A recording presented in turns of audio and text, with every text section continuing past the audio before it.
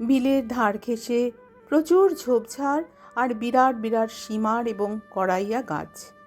গাছগুলির মাথায় অগুন্তি বক ডানা মুড়ে চুপচাপ বসে আছে। আর এদিকে গলা তুলে শওকত ডাকাডাকি শুরু করে দিয়েছে। আরে ওসমান ভাইয়া, রুস্তাম, নবাব জান, রহিমা চাচি, আর কত ঘুমাবে? ওঠো ওঠো, উঠে পড়ো, ওরা এসে গেছে। প্রথমে দু একজন, তারপর একে একে শখানেক মানুষ ঘর থেকে বেরিয়ে আসে। ফরিদদের দেখে বলে, আ গায়ে তুম লোগ? রমজান নির্জীব স্বরে বলে, হাঁ, লেকিন বিলকুল মর গেয়া।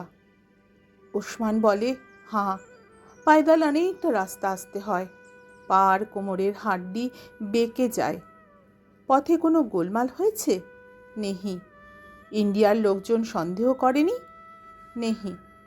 না করারই কথা, ইতনা বড়া দেশ, করোড় করোড় আদমি, এখানে কে কার খবর রাখে? এরপর ঠিক হয়, আগে এসে যারা ঘর তুলেছে তাদের কাছে ভাগাভাগি করে ফরিদরা 2-4 দিন থাকবে। তারপর বারহৌলির বাজার থেকে টালি বা পুরনো টিন কিনে এনে নিজেদের ঘর তুলে নেবে। ফরিদ দূর মনস্কের মতো সব কথা শুনছিল। আসলে বর্ডার পেরিয়ে এপারে আসতে আসতে নিজের মধ্যে 3 দিন আগে থেকে এক ধরনের উত্তেজনা টের পেয়েছিল। এখন সেই বিশাল মাঠের মাঝখানে এসে আচমকা সেটা কয়েক গুণ বেড়ে গেছে। সে শুনেছে এখান থেকে মনপত্থল গাঁ খুব বেশি দূরে নয়। মনপত্থল থেকেই 40 বছর আগে তার দাদা বিবি ছেলেমেয়ে নিয়ে ইস্ট পাকিস্তানে চলে গিয়েছিল। পূর্বপুরুষের সেই গ্রামটা দেখার জন্য প্রচণ্ড অস্থিরতা এই মুহূর্তে এক গুয়ে জিনের মতো তার কাঁধে চেপে বসে আছে। হঠাৎ ফরিদ জিজ্ঞাসা করে, শওকত চাচা, মনপত্থল গাঁও কোথায়? অন্যদের সঙ্গে কথা বলতে বলতে ঘাড় ফিরিয়ে ফরিদের দিকে তাকায় শওকত। বলে, এখান থেকে 4 মিল তফাতে বারহৌলি বাজার, সেখান থেকে আরও 2 মিল গেলে মনপত্থল। কেন জানতে চাইছ? আমি আমাদের গাঁও দেখতে যাব। শওকত বলে, এখন না বেটা, আরও কিছুদিন দেখি, হালচাল ভালো করে বুঝি।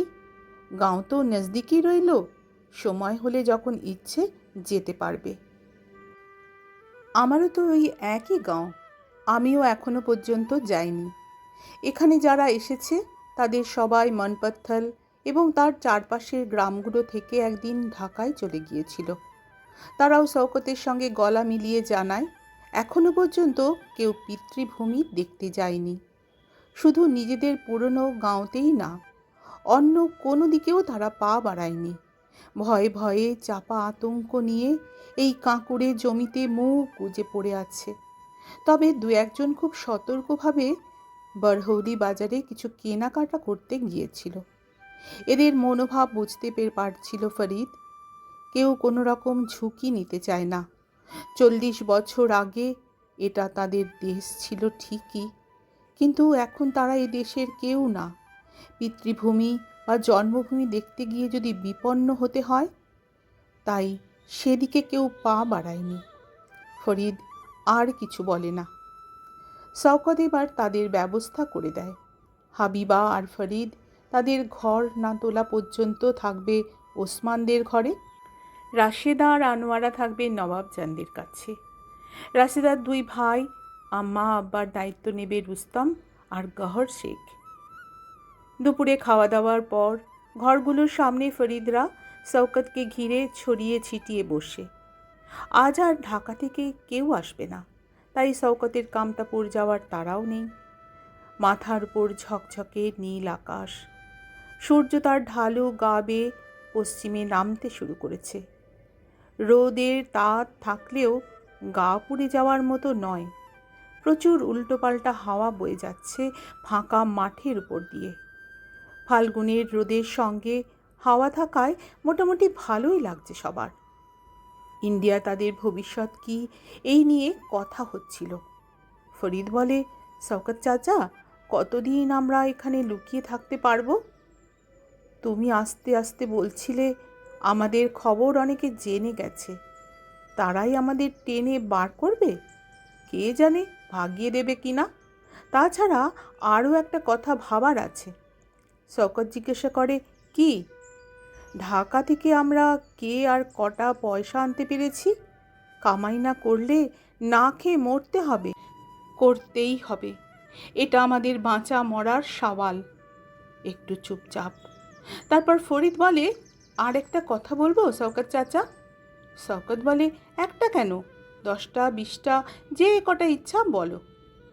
এই মাঠে পড়ে না থেকে আমাদের গাঁওগুলোতে চলে যাওয়াই তো ভালো। যারা আমাদের জমিনের উপর বসে আছে তাদের হাতে পায়ে ধরলে একটু থাকার জায়গা কি দেবে না? ফরিদের সারল্যে হেসে ফেলে শওকত। ছেলেটা প্রচুর লেখাপড়া করলেও অনেক ব্যাপারে একেবারেই ছেলে মানুষ, যেন বহুকালের আগের বচপনেই থেকে গেছে। তার হয়তো ধারণা দুনিয়াটা পীর দরবেশে ঠিক ঠিক করছে, এদের কাছে হাত পাতলেই যা ইচ্ছা পাওয়া যাবে। শওকতদের মতো মানুষ, যারা না ইন্ডিয়ান, না বাংলাদেশি, না পাকিস্তানি, যারা একটু আশ্রয়ের জন্য লুকিয়ে চুরিয়ে পুরনো স্বদেশে ঢুকে পড়েছে, এখন যদি ফেলে যাওয়া জমির অংশ চাইতে যায়, তার ফলাফল কি হতে পারে? চোখের সামনে ছবির মতো দেখতে পায় শওকত। সেই ফরিদের কাঁধে একটা হাত রেখে আস্তে আস্তে বলে, বেটা ফরিদ, কেউ এক ধুর জমিও তোমাকে দেবে না। যা খোয়া গেছে তা কোনো দিনই ফেরত পাবে না, সমঝা? ফরিদরা আসার পর 3 দিন কেটে যায়। এর মধ্যে আরও কিছু মানুষ বর্ডারের ওপার থেকে চলে এসেছে। আজ 4র্থ দিন। সকালে উঠে বাসি রুটি আর আখের গুড় দিয়ে নাস্তা করে লোক আনতে কামতাপুর চলে গেছে শওকত। বেলা আরেকটু চড়লে ফরিদ ঠিক করে ফেলে মনপত্থল আজ যাবেই। পূর্বপুরুষের জন্মভূমি তাকে যেন প্রবল আকর্ষণে সেদিকে টানতে থাকে। এখন যে যার ঘরের সামনের তকতকে ফাঁকা জায়গায় ঢিলে ঢালা বসে কথা বলছে। পুরুষদের রোজগার ধান্দার ব্যাপার নেই। মেয়েদের অবশ্য কাঠকুটো জেলে ভাজি চাপাটি বানাতে হয়, তবু তাদেরও তেমন তাড়া থাকে না। ভূগোলের হট্টগোল থেকে বহু দূরে এই মাঠের মাঝখানে ঘোর অনিশ্চয়তার মধ্যে দিন রাত শুধু মুখ গুজে পড়ে থাকা ছাড়া আপাতত কারও বিশেষ কিছু করার নেই। ফরিদ পায়ে পায়ে বিলের দিকে এগিয়ে যায়। ওসমানের কাছ থেকে আগেই সে জেনেছিল কিভাবে বরহৌলি যেতে হবে, আর বরহৌলি একবার পৌঁছতে পারলে লোকের কাছে জিজ্ঞেস করে ঠিক মনপত্থলে চলে যেতে পারবে। বিলের কাছাকাছি ফরিদ যখন এসে পড়েছে, সেই সময় শুনতে পায়, এই শোনো। ঘুরে তাকাতেই ফরিদ দেখতে পায় রাশেদা। বেতের মতো পাতলা ধারালো চেহারা তার, নাক মুখ কাটা কাটা, গায়ের রং পাকা গমের মতো, বড় বড় চোখ দুটিতে আশ্চর্য জাদু মাখানো। বয়স 19-20। ঢাকায় থাকতে মেয়েটা সেই কবে থেকে তাকে নজরে নজরে রেখেছে। তার চোখে দিয়ে কিছু করার বা কোথাও এক পা ফেলার উপায় নেই। রাশেদা কাছে গিয়ে সে বলে, কোথায় যাচ্ছ?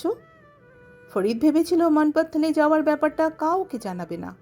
বলে, কই, কোথাও না, এই এখানে একটু ঘোরাঘুরি করছিলাম। ঝুট, মতলব তুমি মনপত্থল যাচ্ছ? ফরিদ হকচকিয়ে যায়, বলে, নেহি নেহি, কে বলল? পলকহীন তাকিয়েছিল রাশেদা। সে বলে, আমার চোখে ধুলো দিতে পারবে না, চলো আমিও তোমার সঙ্গে যাব।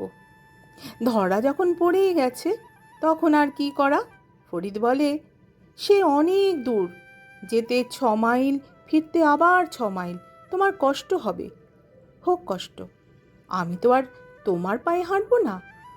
না না, ভালো করে ভেবে দেখো। তোমার কোনো বাহানা আমি শুনছি না, আমি যাবই। জানো তো রাশেদা কেমন জিদ্দি। অগত্যা হাল ছেড়ে দিতে হয় ফরিদকে। আজ এই পর্যন্তই থাক। রাশেদা ফরিদ শেষ পর্যন্ত কি মনপত্থল যেতে পেরেছিল? জানতে হলে আগামীকালের পর্ব আবার শুনতে হবে। সবাইকে অসংখ্য অসংখ্য ধন্যবাদ।